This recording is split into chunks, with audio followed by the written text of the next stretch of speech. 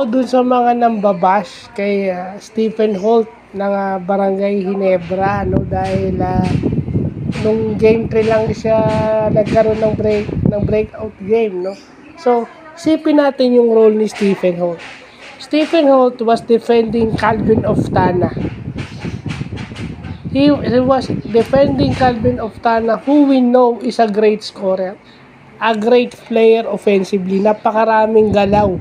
Kumbaga pang NBA nga yung offense nito ni Holt, ni Oftana. At maging nito ni RR Pugoy. So nasa-sacrifice yung offense nito because just playing defense for Calvin Oftana and RR Pugoy. So kasi ganyan, di ba? Si Coach Chot Reyes nga parang sinasabi nga nasan si Calvin nung game 3. Nasan si Calvin nung game 3? Hinahanap niya yung scoring ni Calvin, no? And I think, in this series, Stephen Holt should look for his shots.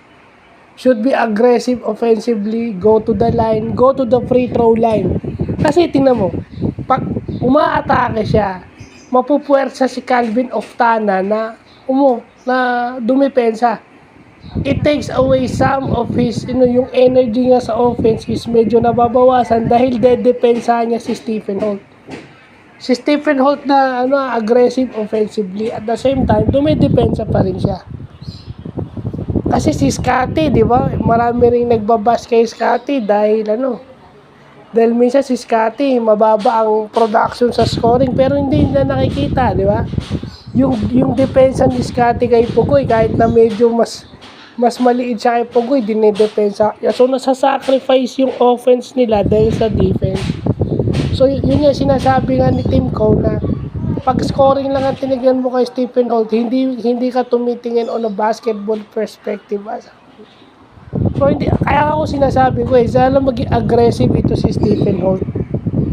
I-mix up niya opensa niya. May outside shooting, may mid-range, may 3-point shot, may attack, may drive to the basket.